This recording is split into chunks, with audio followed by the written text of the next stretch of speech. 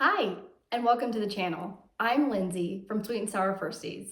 If you're new here, make sure to like, follow, and subscribe for tons of weekly back-to-school tips and tricks to help make it your best school year ever. This week, I'm here to help you stop the small group struggle and give you a simple system that helps you grow readers. This week is for you if you are struggling with assessing students, gathering tools from all over the place without a systemic system. You're not sure what to do with all that data. You're struggling to group your students and with how to help them grow as readers in those K2 phonics skills that we know are super important and sets them up for the rest of their reading journey. Today I'm here to tell you, don't worry, trust me, I've been there. We are going to walk through a simple, sustainable system that works and helps your students grow as readers. We're going to talk about how to assess your students. We're going to talk about what to do with that data, how to collect it effectively, and then how to group your students with like-based skill need, and then how to continue to help them grow as readers using those really targeted skills that build on each other.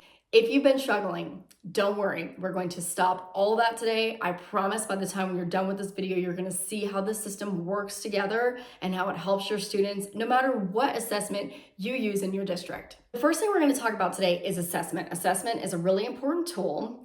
Now, you may have district assessments you have to use. In our district, we use Dibbles and we use MAP. Now, I love Dibbles. I think it's a great assessment. It gives you tons of great data. And I still go a step further, which is what we're going to talk about today. So whether you have district mandated assessments or you don't, we're going to talk about how you can use this simple assessment to help group your students effectively.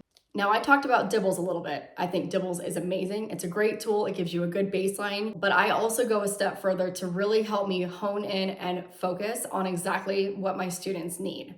Let's talk about these assessments for a minute and why they're different. The first component of the assessment binder that we're going to talk about is the scope and sequence. What I have done is I've created a systematic scope and sequence that starts students at letter recognition and letter sounds all the way to low frequency patterns and suffixes.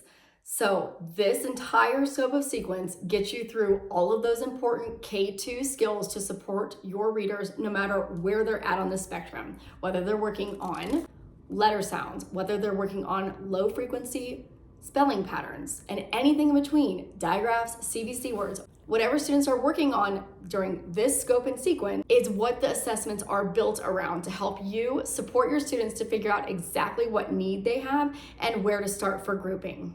Depending on what grade you teach is where you're going to start at the beginning of the year. So for example, thinking kindergarten or first, probably going to be starting with those letters, uppercase, lowercase, or CVC words. Again, these assessments help you determine exactly what skill your students need to work on and how we can group those students together to help support them. Data collection is really easy with these assessments, and your teacher page matches exactly what's on their student page. So all you have to do is check, cross out. I like to put what letter, for example, the student put instead of what it was supposed to be so I can know what the misconception is and how to start. And like I said, they all build on each other. So starting with uppercase to lowercase to consonant sounds to vowel sounds. Again, really targeted, making sure we're focusing and honing in on exactly what they need. Now, while these assessments take time to complete because they are one-on-one with students, this is some of the most crucial data that we collect at the beginning of the year to, again, figure out exactly what skill they need and then to group those students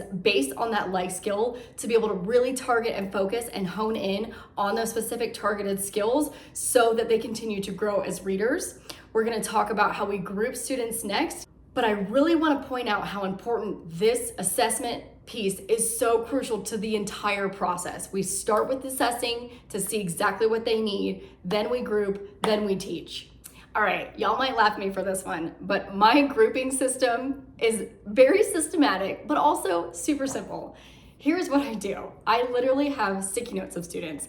I look at the data that I've collected from each student, and you can tell as you start to go through what groups might be starting to form. Maybe, I have a handful of kids who we really need to work on their lowercase letters, or, I got a group of kids who still are missing some sounds. So, like I said, super simple, but I just create sticky notes and put student names on them. Depending on how many groups you have, 5, 6 groups, you start to group those students based on those skills that you notice keep coming up over and over again. And like I said, the assessments build on each other on that same scope and sequence that we looked at. So they're all gonna be somewhere on that continuum. So where can we form those groups now based off those like needs of students? So as you can see, some of the groups we have here, this is from the beginning of the year last year. This was a group of second graders. Now, as you can see, their skill needs are gonna be a lot different than, for example, kindergarten or first grade students. But you can see those groups that popped up by students. There were kids who still needed support with CVC words. There were kids who were ready for vowel teams. They were all somewhere in that spectrum that I could grab a handful, and we're gonna start here. Now, here's something really important. This is the beginning of the year. Now, you can do this again in the middle of the year, but we're talking specifically in the beginning of the year here. These groups do not stay like this all year long. These are a good starting point. Some kids, you're gonna notice, uh-oh, I thought they were stronger here than they were, we need to take a step back, or, oh, they really don't need that, let's take a step forward. So you're always going on that scope and sequence, but allowing the kids to be flexible and move around as needed. Because we know every kid needs something different, and some kids are gonna come with different skills than others. So these groups are not set in stone. I'm gonna say that one more time. These are fluid, flexible groups. They change as they start to master those skills that we assessed them on. Assessments I showed you can also be pulled back out as you've worked through. Okay, we really focused on short A sounds. I feel like we're solid on that. Let's go and see how we're doing and see how each student is doing on that. And this last piece of the puzzle that gets us through our entire systematic approach is what we're doing with students in small groups and what they're practicing when they're not with us. So let's start with what's happening during the small group time.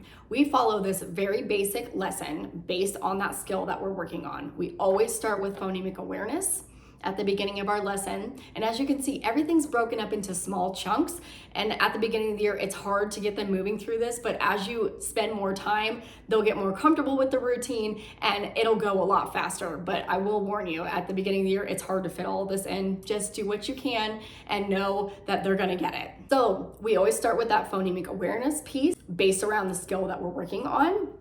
Then we move to our word work piece. And I am all about using as many hands-on tools as we can. Think about magnetic letters, think about sand, whatever you can do to make it as engaging as possible for those students. Building words, word chains, all of these things during that word work time is really crucial to help students master those skills. Then we focus on high frequency words. I've also mapped out all the Dolch words and aligned them to the different skills students are working on. So we have the first 20 if they're still working on letters and letter sounds to make sure they get those first 20, those are really important. Then we move on to short vowels, digraphs, and just following that same scope and sequence. Again, it's really targeted, really aligned, really supports your readers and helps them grow. Then it's time to put all of this into practice. So then we have decodable readers that we use depending on the skills that students are working on. So again, it's all hyper-focused, very targeted, skill-based, so they're really getting a ton of exposure and practice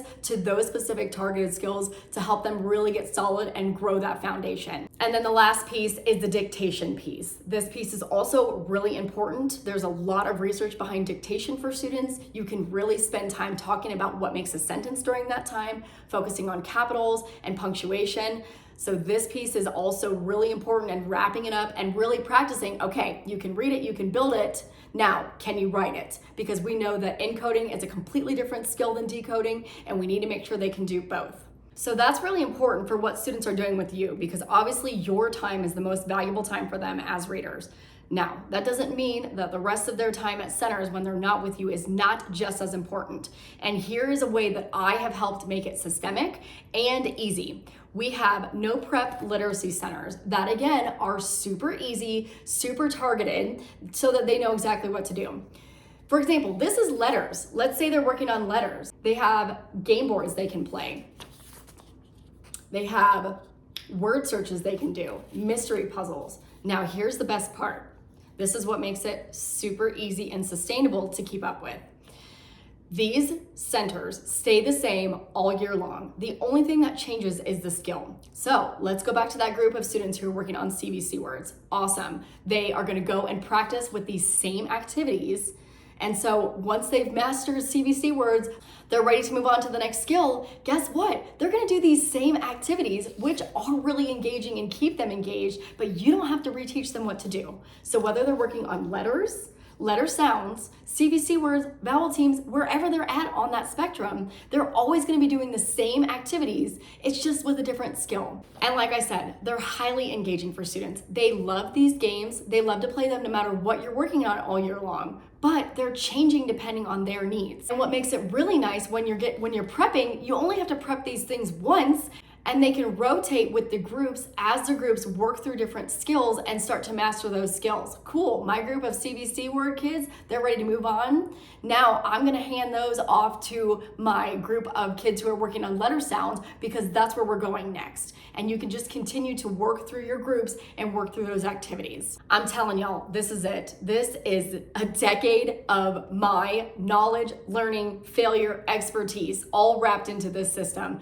Because when I first started teaching, I had nothing. I was given a set of leveled readers with lesson plans with it and said, go. How are you supposed to do anything with that? We know it's important. We know there's an easy way to do it. It's finding the tools, and I have done the hard work for you. I'm so proud of this system. This system is going to help your readers no matter where they're at or what skills they're struggling with, because I have done this with my class, and I hear it from admin, everyone. They're so amazed at this system and how easy it is and how systematic it is. I'm telling you, it is a game changer, and it's all wrapped into one. It's not finding different tools here and searching here. It's all systematic and it works. You can check it out now with the link below. Here it is. It's my Science of Reading Mega Tools bundle. It is a game changer. It's got everything you need, from those high frequency words to lesson plans to the assessments. All the tools you need right in one spot to help your readers grow.